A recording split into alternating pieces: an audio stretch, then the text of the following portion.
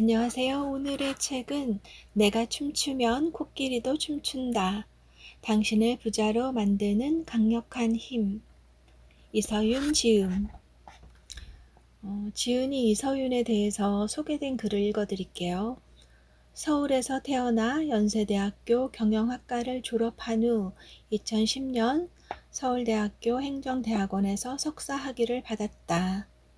7세 무렵 할머니의 손에 이끌려 운명학 공부를 시작한 이래 30여 년 동안 주역과 명리학, 자미두수, 고전 점성학과, 심리 점성학 등 동서양의 운명학을 두루 섭렵했다.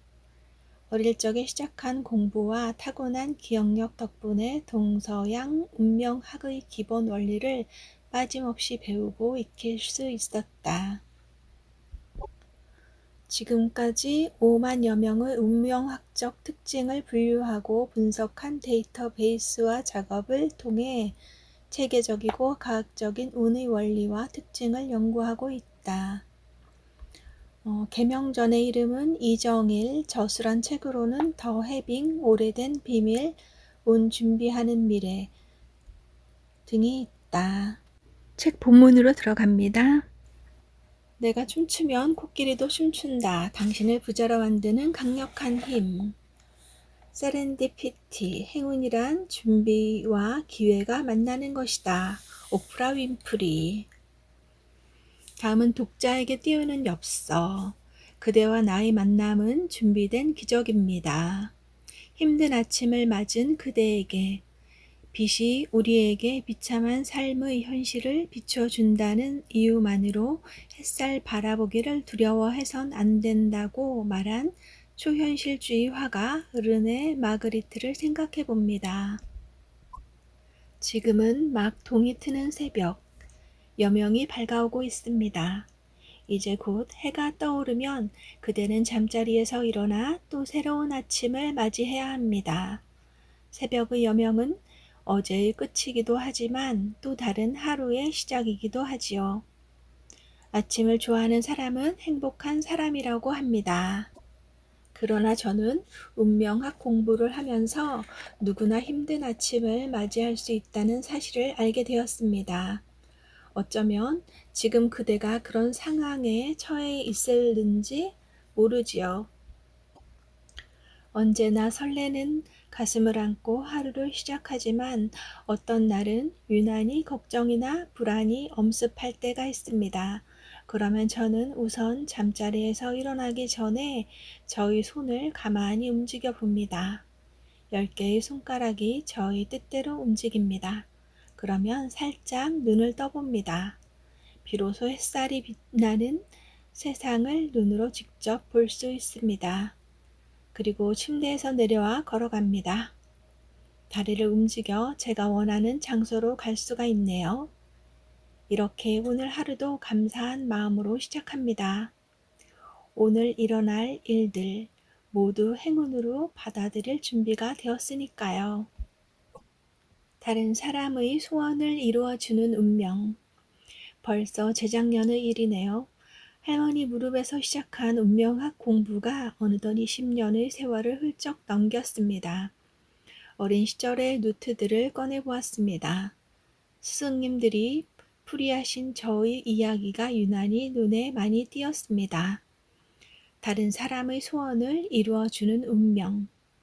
제가 쓰던 노트에 몇 번씩이나 적혀 있는 말입니다. 여러 스승님들이 늘 제게 하신 말씀이기도 하지요.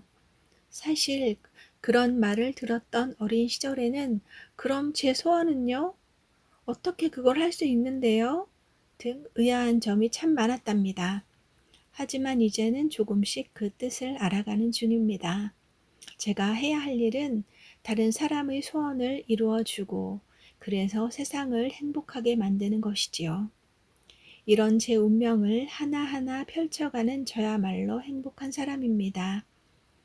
세상에 우연이란 없습니다. 저는 운명학을 공부하는 동안 정교하게 짜인 운명의 신비의 경이로움을 느낄 때가 많았습니다. 한 사람의 운명을 만들어가는 힘은 스스로의 생각과 말과 행동임을 깨달았으니까요. 그대와 제가 이렇게 만나게 된 것은 오랫동안 준비된 하나의 기적이라고 생각합니다. 행복한 삶을 살려는 그대의 간절한 꿈과 소망이 낳은 기적이지요. 우리의 기적 같은 만남은 인도의 작가 파탄잘리의 시와 같은 결말을 그대에게 선물할 것입니다. 잠들어 있는 힘들, 능력들, 그리고 재능들이 살아난다. 그대가 꿈꾸었던 것보다도 자신이 훨씬 더 위대한 사람임을 깨닫게 되리라. 2009년 새해를 열며 이정일. 프롤로그. 떨어지는 낙엽 하나로 천하의 대세를 본다면? 초등학교 3학년 때였다. 어느 날 나는 가장 친하게 지내던 친구의 얼굴을 보다가 깜짝 놀랐다. 어머, 우리 이제 헤어지나 봐. 너희 집이 멀리 이사를 갈 것 같아. 무슨 말이야? 엄마한테 우리 이사 간다는 말을 들은 적이 없는데? 이상하다? 내 말을 듣고 어리둥절한 표정을 짓는 친구의 얼굴을 다시 찬찬히 뜯어보았다. 친구의 얼굴 가운데 좌우 눈썹 끝의 관자놀이 부분이 맑지는 않지만 황색을 띠고 있었다. 그것을 관상학에서는 이동운을 뜻하는 것으로 풀이하기 때문에 곧 이사를 가게 될 이라고 말했던 것이다. 하지만 좋아하는 친구와 헤어진다는 사실은 나도 받아들이기 힘들었다. 그래서 다시 친구의 생년월일과 시를 가지고 사주로 풀어보았다. 그런데 친구의 사주에도 그 시기에 이사운이 들어있는 것이 아닌가. 아무래도 우리가 헤어지는 게 맞나 봐. 어떡해.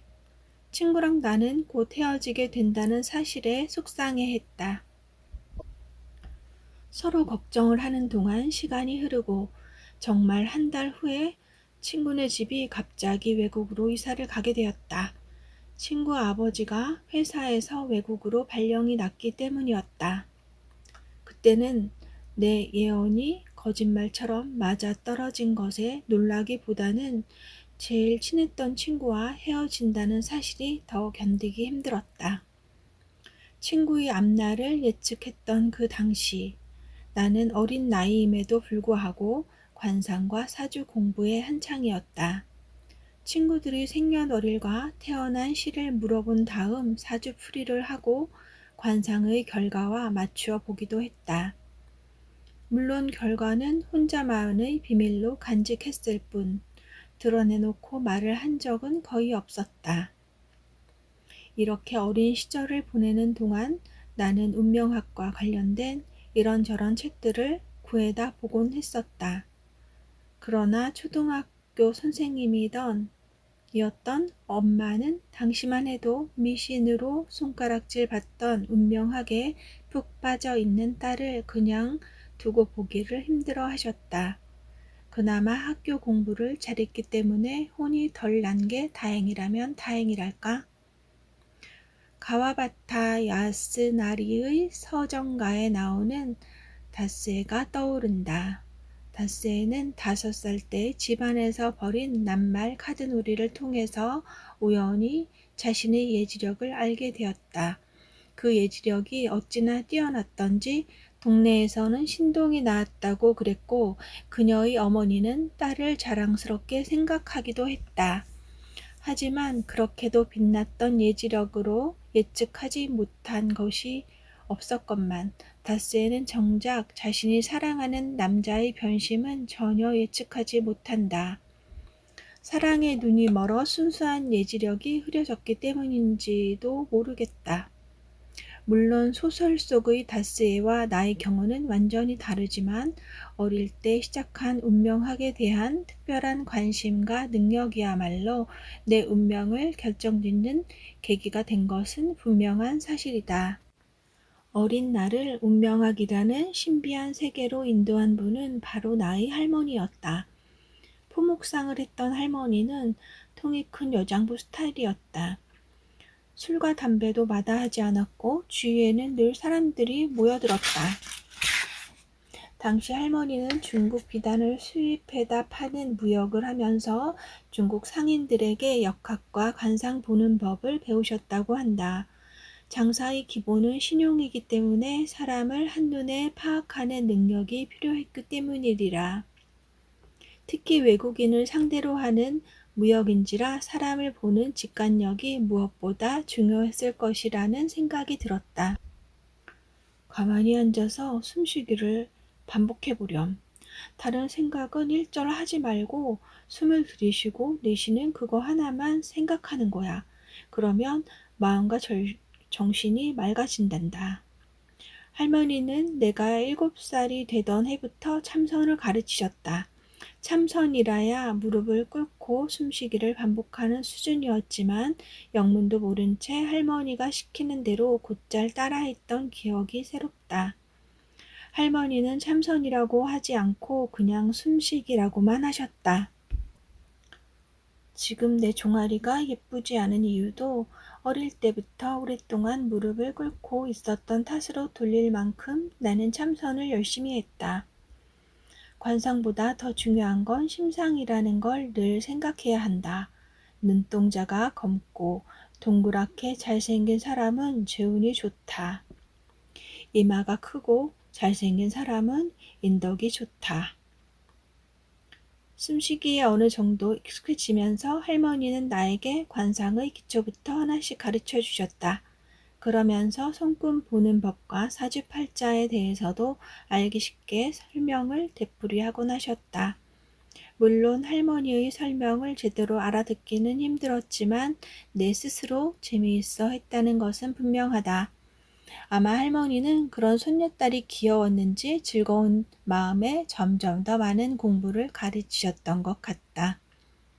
또래 친구들이 한창 소꿉놀이를 하는 나이에 나는 할머니의 손에 이끌려 운명학의 세계에 발을 들여놓기 시작했던 것이다. 그리고 나이를 한 살씩 더 먹으면서 할머니의 손을 떠나 스스로 운명학이라는 넓은 바다에서 자유롭게 헤엄치게끔 되었다. 공부를 하면 할수록 운명학의 오묘한 세계가 간직한 매력은 나를 더욱 깊숙이 끌어들였다. 사람의 손금과 간상을 보고 사주팔자를 풀이하면 그 미래가 윤곽을 드러낸다는 사실은 스스로 전율을 느낄 만큼 신기한 경험이었다. 나는 할머니에게 관상의 기본을 배우면서 명리학과 관련된 책을 구해다 혼자서 사전과 우편을 찾아가며 공부를 하기도 했다. 어른에게도 어렵다는 명리학을 거의 독학으로 하다시피 파고들었다.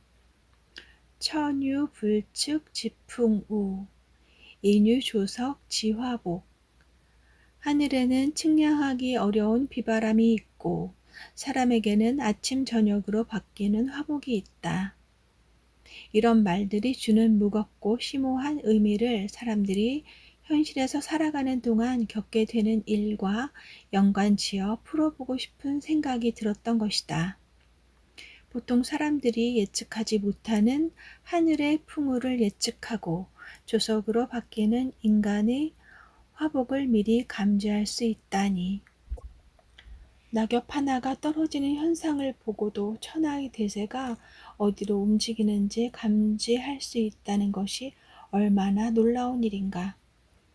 내게는 이처럼 신비한 운명학의 세계가 엄마에게는 끔찍한 일이나 다름없었다. 무슨 신기가 내린 것도 아니고 한창 학교 공부를 해야 할 나이에 한문이 가득한 이상하기 그지없는 책을 끼고 사는 딸을 본다는 것은 차라리 고통이었으리라. 더욱이 할머니가 시키는 일이니 드러내놓고 반기를 들기도 곤란하셨을 것이다. 더군다나 성적은 최상위권을 유지하는 딸이 취미 삼아 하는 공부를 강제로 그만두게 할 수도 없는 노릇이었을 터이다. 한 번은 목욕을 하러 목욕탕에 갔다가 내가 사는 동네 아주머니가 목욕을 하면서 다른 아주머니와 이야기 나누는 것을 우연히 엿듣게 되었다. 집을 팔려고 내놓았는데 집이 안 팔려 걱정이에요. 보러 오는 사람도 없고. 나는 순간 아주머니 얼굴을 찬찬히 들여다보았다. 아주머니의 눈과 눈썹 사이의 윗 눈꺼풀이 선명하지는 않지만 맑은 황색을 띠고 있었다. 또 좌우 눈썹 끝 관자놀이 부분이 조금 꺼져 있지만 색상이 맑고 깨끗했다. 아주머니, 집이 당장은 안 팔려요. 그렇지만 올 겨울이 지나기 전에 팔릴 거예요. 그리고 이사하시면 새로 산 집값이 분명히 올라요. 나는 아차 싶었지만 이미 내뱉은 말이었다. 믿을 수 없다는 표정을 지으며 돌아보는 아주머니에게 절대로 우리 엄마한테 제가 그랬다는 말씀 하시면 안 돼요. 라며 신신당부를 했다. 엄마가 알면 혼찌검이 난다는 걱정이 앞섰기 때문이었다. 엄마는 주위에서 딸에 대한 소문이라도 듣는 날이면 왜 공부는 안 하고 자꾸 쓸데없는 소리를 하고 다니냐며 걱정을 하셨다. 그래서 누군가에게 한마디라도 했다면 혹시 엄마 귀에 들어가면 어떡하나 하고 고민하는 날들이 많았다. 나도 사랑하는 엄마가 싫어하는 일을 해서는 안 된다고 생각하면서도 운명학의 세계에서 빠져나올 수가 없었다. 중학교 2학년 때는 담임 선생님이 내가 사주랑 관상을 잘 본다는 것을 알고는 이런 제안을 하셨다. 정희라, 이번에 학급 문집을 만드는데 우리 반은 다른 반 아이들이 절대로 할 수 없는 것, 특이한 것으로 손금 보는 법을 그림으로 그리고 설명하면 어떻겠니? 나는 선생님이 갑작스러운 말씀에 조금 놀라기는 했지만 이내 고개를 끄덕였다. 그래서 친구들 몇몇이랑 며칠 동안 학급 문집 만들기에 온갖 정성을 다 바쳤다. 손금을 일일이 그리면서 설명을 붙이는 일이 힘들긴 했지만 나도 할 수 있다는 생각으로 최선을 다했다. 그렇게 손금 보는 법을 특집으로 꾸민 학급 문집은 여러 선생님에게 많은 칭찬을 받았다. 덕분에 학교에서 나에 대한 소문이 더 퍼졌고 나는 모르는 선생님과 학생들이 없을 정도로 유명인사가 되었다. 운명학으로 세상을 내다보는 내 능력과 직관력은 사람들이 혀를 내두를 정도로 틀림이 없었다. 한 번도 내 판단을 스스로 의심해 본 적도 없었다. 언제나 정확하게 맞아떨어졌기 때문이다. 그래서 중학교와 고등학교 시절에는 학교에서 나를 모르는 친구들이 없었다. 학교에서 모르는 친구들이 내가 지나가면 야, 이정일 간다며 뒤에서 수근거렸다. 일전에 어느 매체와 인터뷰를 하는데 내게 그때의 기분을 물어본 적이 있었다. 한창 예민한 사춘기 소녀가 또래의 관심사와는 관계없는 일로 많은 주목을 받는 기분을 알고 싶었을 것이다. 모두들 수군대고 너무 많은 관심을 받게 되었는데 그게 싫지 않았어요? 괜찮았어요. 운명학을 공부하면서 내게 일어나는 일을 거부하면 결과가 좋지 않다는 것을 알았으니까요. 그리고 많은 사람에게 영향을 줄 수 있다는 걸 감사하게 생각해요. 어느 날 갑자기 할아버지 신이 내린 중학교 2학년짜리 여자 무당의 이야기를 들은 적이 있다. 그 아이는 신이 내린 후 학교에만 가면 친구들이나 선생님들 점을 보느라고 아무것도 할 수가 없을 지경이었다는 것이다. 그래서 그 애는 학교를 그만두고 아이의 내린 곳을 받아서 무당이 되었다고 한다. 무속에서 말하는 신이나 신내림을 부정하는 것은 아니지만 나는 무속과는 관련이 없다. 내가 공부한 운명학은 유사일에 인간이 겪은 천지 만물의 변화를 체계적으로 설명한 과학의 세계다. 내가 만약 미래를 내다보는 남다른 능력과 직관력이 있다면 그것은 운명학이라는 과학적인 세계 안에서 이루어질 뿐이다. 사람의 운명은 늘 움직인다. 사실 나는 학창 시절에도 간혹 친구와 선생님의 앞날에 대한 궁금증을 풀어주기는 했지만 나머지는 지극히 평범한 대한민국 여학생의 모습과 하나도 다를 바가 없었다. 나를 이용하는 거야? 내가 자기들 점이나 보는 사람이야? 만약 내가 이런 생각을 하면서 학창 생활을 했다면 친구들이나 선생님들, 또 주변 사람들을 멀리했을 것이다. 그리고 나의 마음도 참으로 힘들었으리라. 하지만 다행히도 나는 모든 일을 다 감사하게 생각했다.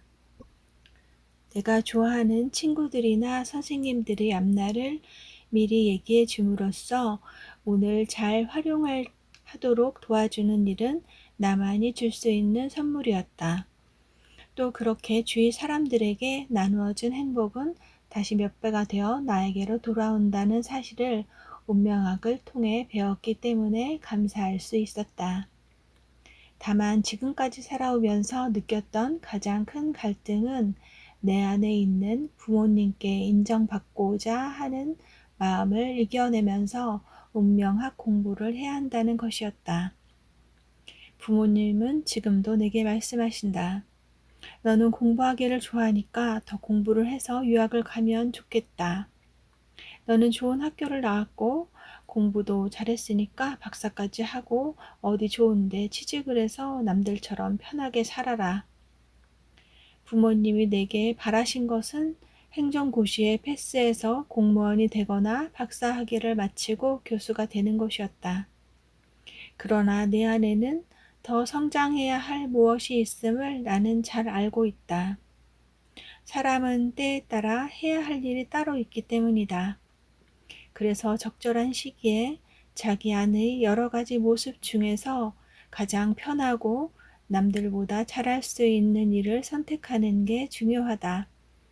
그래야 마음이 편하고 마음이 편해야 인생이 행복하고 스스로 행복해야 부를 누릴 수 있다는 게 운명학의 기본적인 가르침이다. 나는 이 가르침대로 실천하고 있을 뿐이다. 나는 지금도 우주의 법칙과 인간의 관계를 가르치는 동서양의 학문을 공부하는 일을 게을리하지 않고 있다. 다른 분야의 학습과 마찬가지로 운명학 공부도 끝이 없는 길이다. 내가 운명학을 공부하는 이유는 세상의 이치를 깨닫고 인간의 운명을 정확하게 짚어내는 술사가 되고 싶었기 때문이다. 그리고 미래의 가능성을 읽어내는 동서양의 모든 학문과 기술들이 어떤 공통점을 가지고 있는지 비교해보고 결과가 모두 똑같이 나오는지 몹시 알고 싶었기 때문이다. 나와 사주가 가장 비슷한 조선시대의 명제상 한명회는 오수 중상 유일국 내 손안에는 항상 한나라가 있다. 이라고 큰 소리를 쳤고 천문과 지리 그리고 인간사를 꿰뚫었던 중국의 제갈공명은 천하를 호령했다. 이들을 닮고 싶은 나는 누구일까? 이 질문에 대한 답을 얻기까지 나도 오랜 시간과 많은 공부가 필요했다. 나는 어렸을 때부터 운명학에 관심이 많은 나를 발견했고 그런 공부에 정신없이 빠져드는 나를 만났으며 남의 미래를 예측하면서 행운과 재운을 충분히 활용하도록 도와주는 기특한 나의 모습을 만났다. 그리고 다른 사람의 운명 속에서 나의 진정한 모습들을 발견하는 것도 언제나 즐거운 경험이었다. 배가 지나간 자리는 흔적이 남지 않듯 어제의 나에 집착하지 않고 언제나 새로운 나를 만날 수 있었던 것은 운명학이 내게 준 선물이라는 생각이 든다. 이렇게 나는 운명학을 공부하면서 사람의 운명은 늘 움직이는 것이며 또 스스로 만들어가는 것이라는 사실을 새삼 깨닫고 있다. 세상의 모든 생명체는 우주의 법칙에 따라서 반응한다는 말과 우주는 단 하나, 쿼트, 물질의 기본적인 구성입자로 추측되는 원자, 구성입자의 하나의 오차도 허락하지 않는다는 말을 실감할 수밖에 없다.